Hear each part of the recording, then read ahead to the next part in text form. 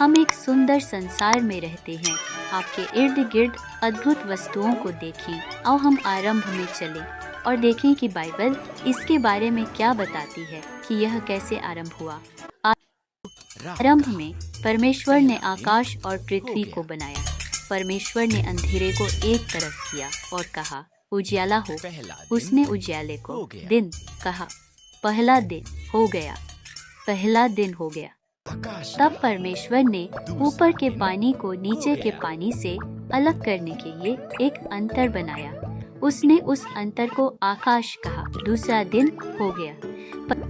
परमेश्वर ने पानी को एक स्थान पर इकट्ठा किया और सूखी भूमि दिखाई दी।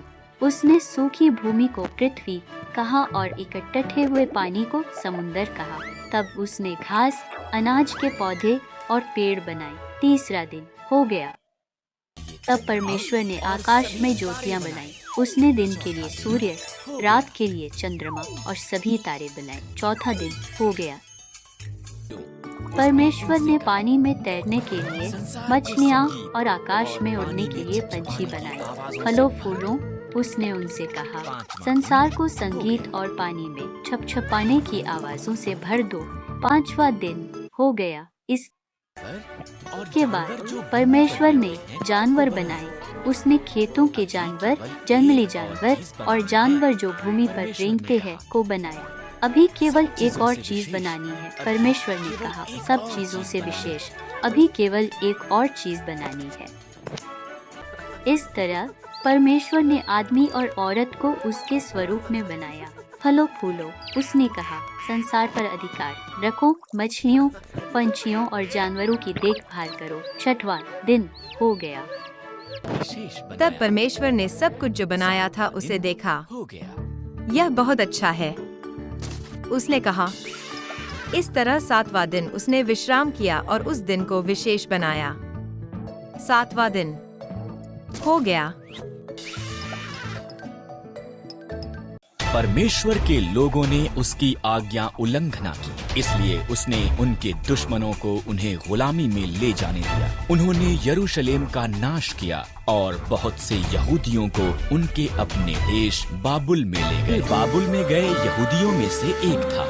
उसने परमेश्वर पर भरोसा किया और दिन में 3 बार उसे प्रार्थना की। परमेश्वर ने दानियेल को आशीष दी और वो उस देश में एक शक्तिशाली अगुआ बन गया। कुछ अगुए दानियेल से ईर्ष्या करते थे, इसलिए उन्होंने एक नया कानून बनाया। लोग केवल राजा दारा से प्रार्थना कर सकते थे। जो कोई भी उल्लंघना करता है वो एक शेरों की मांद में डाला जाएगा। दारा सहमत हो गया। दानियेल ने अभी भी परमेश्वर से प्रार्थना की और पकड़ लिया गया। दारा उदास था। वो दानियेल को पसंद करता था। उसने जाना कि उससे चालाकी की गई थी, पर वो कानून को नहीं बदल सकता था। दानियेल को शेरों की मांद में फेंक दिया गया। शेर दहाड़े और दानियेल की तरफ आए। तब एक स्वर्गदूत पहुंचा। परमेश्वर ने उसे भेजा था। स्वर्गदूत ने शेरों का मुंह बंद कर दिया। दानियेल ने बिना किसी नुकसान के वहां पर रात बिताई। दिन निकलने पर राजा दारा ये देखने के लिए गए कि क्या दानियेल जीवित था। परमेश्वर ने मुझे बचाने के लिए स्वर्गदूत को भेजा। दानियेल ने कहा। राजा रोमांचित हुआ। दानियेल को शेरों की मांद से बाहर निकाला गया। तब राजा दारा ने दानियेल के दुश्मनों को मांद में डाल दिया। शेर उन्हें हड़प कर गए। राजा दारा ने उसके राज्य में दानियेल के शक्तिशाली जीवित परमेश्वर का आदर करने के लिए कहा। एस्तेर फारस की रानी थी। यहाँ तक कि उसका पति राजा क्षयर्ष उसके रहस्य को नहीं जानता था। एस्तेर यहूदी थी। एस्तेर का रिश्तेदार मोर्दकै महल में कार्य करता था और उसकी देखभाल भी करता था। राजा क्षयर्ष के सलाहकार हामान ने एक बड़े इनाम को प्राप्त किया। वो बहुत घमंडी था। मोर्दकै के सिवा हर कोई उसके आगे सिर झुकाते थे। हामान अपमानित हुआ। उसने मोर्दकै और सभी यहूदियों को मारने की प्रतिज्ञा की। हामान ने क्षयर्ष को बताया कि यहूदी खतरनाक थे और उन्हें मारना चाहिए। क्षयर्ष सहमत हो गया और उन्हें मारने की एक योजना बनाई। मोर्दकै डर गया था और रानी एस्तेर को ये संदेश भेजा। राजा के मन को बदल। मोर्दकै ने कहा, अगर मैं उसके निमंत्रण के बिना जाऊं तो वो मुझे भी मार देगा। एस्तेर ने जवाब दिया, शायद तो इसी पल के लिए रानी बनाई गई थी। मोर्दकै ने कहा। एस्तेर साहस के साथ ये प्रयास करने के लिए सहमत हुई। वो सिंहासन के कमरे में गई। राजा क्षयर्ष उसकी सुंदरता से चकित हुआ और उसे अंदर निमंत्रण दिया। क्या हम हामान के साथ रात का खाना खा सकते हैं? उसने पूछा। हामान उसके पिछले आंगन में एक बड़े खंभे का निर्माण कर रहा था। उसने इस पर मोर्दकै को मारने की योजना बनाई थी। तब राजा का निमंत्रण आया, इसलिए हामान रात के खाने के लिए महल में गया। एक मनुष्य मुझे और मेरे लोगों यहूदियों को मारना चाहता है, एस्तेर ने राजा क्षयर्ष को बताया। कौन ऐसी बात करेगा? उसने पूछा। दुष्ट हामान, एस्तेर रोई। हामान, सिपाहियों, उसे मार दो। इस तरह हामान उसी खंभे पर टांग दिया गया जो उसने मोर्दकै के लिए निर्माण किया था। एस्तेर के कारण यहूदी बचाए गए थे। उन्होंने एक बड़ा त्योहार मनाया जिसका वो आज तक भी जश्न मनाते हैं। हरी भरी पहाड़ियों के बीच बसा एक शांतिपूर्ण गांव, जहां सूरज की पहली किरणें छतों को रोशन कर रही थीं। चमकदार आंखों और जिज्ञासु मुस्कान वाला एक युवा लड़का एक लकड़ी के खिलौने वाले विमान को पकड़े हुए एक खेत के किनारे खड़ा है। लंबे लटों वाले बालों वाली रंग बिरंगी पोशाक पहने एक लड़की एक बड़े बरगद के पेड़ के नीचे बैठकर किताब पढ़ रही है। लड़का और लड़की ऊंची घास के मैदान में हंसते हुए एक दूसरे का पीछा कर रहे हैं। हवा उनके बालों में बह रही है। फल, सब्जियां, मसाले और हस्त निर्मित वस्तुओं से भरे स्टॉल और चारों ओर ग्रामीणों की चहल पहल। आदि एक ज्वेलरी स्टॉल से एक सुंदर ढंग से तैयार किया गया कंगन चुनता है और उसे मीरा के लिए सावधानी पूर्वक चुनता है।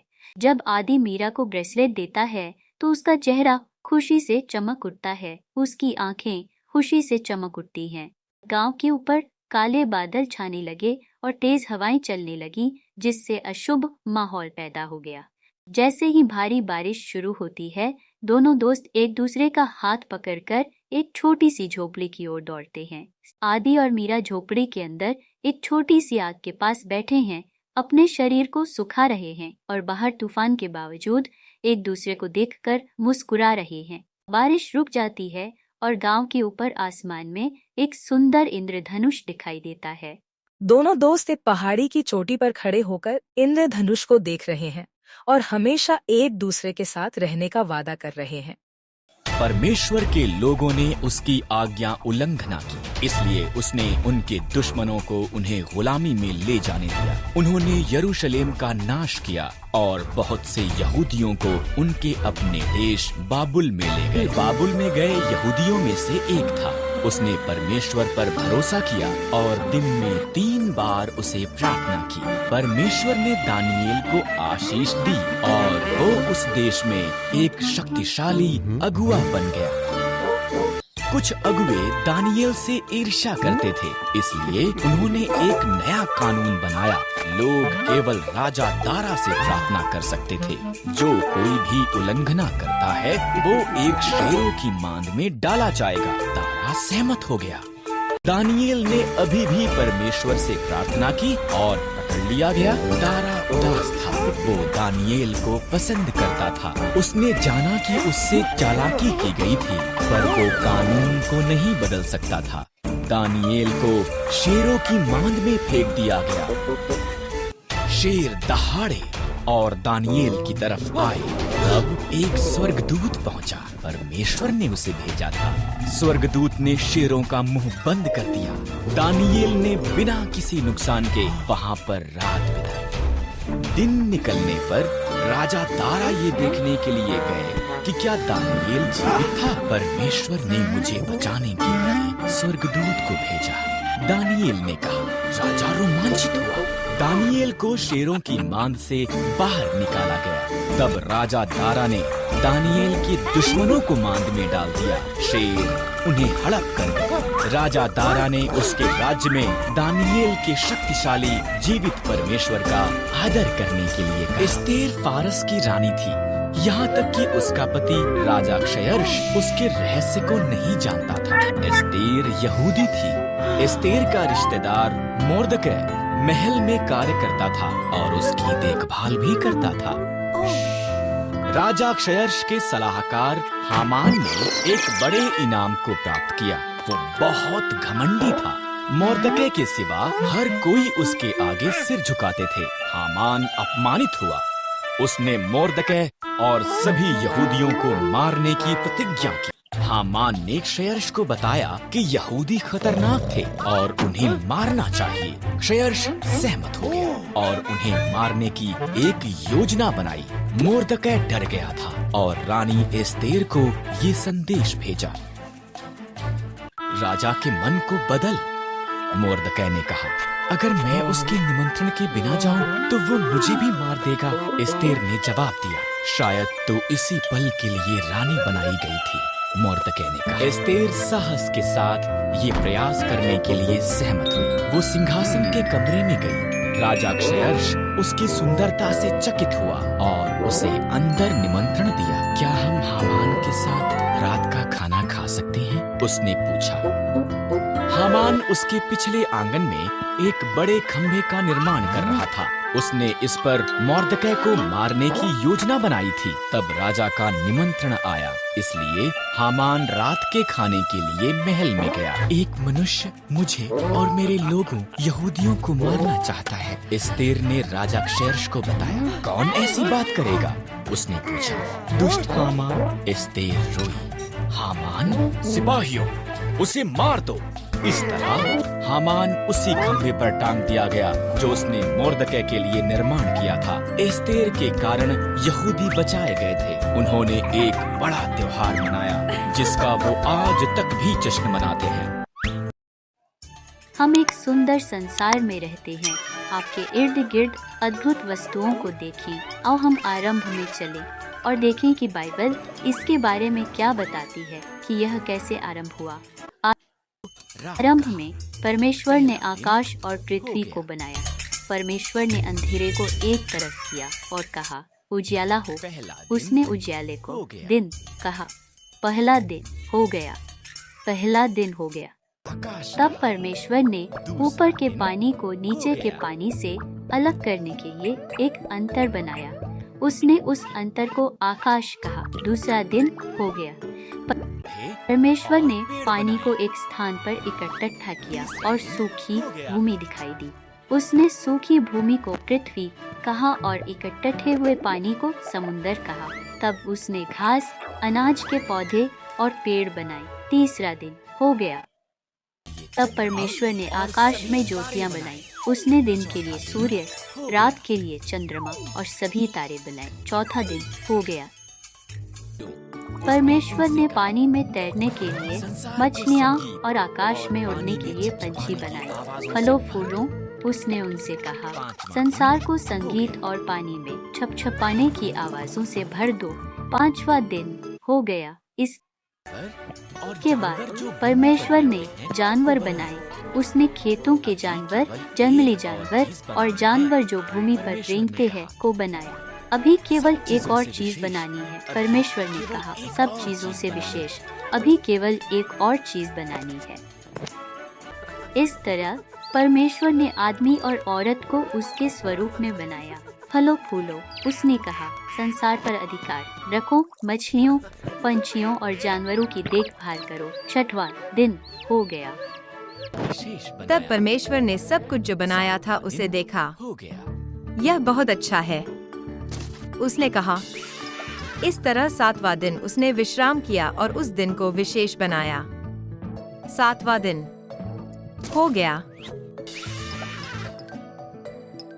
हरी भरी पहाड़ियों के बीच बसा एक शांतिपूर्ण गांव, जहां सूरज की पहली किरणें छतों को रोशन कर रही थीं। चमकदार आंखों और जिज्ञासु मुस्कान वाला एक युवा लड़का एक लकड़ी के खिलौने वाले विमान को पकड़े हुए एक खेत के किनारे खड़ा है।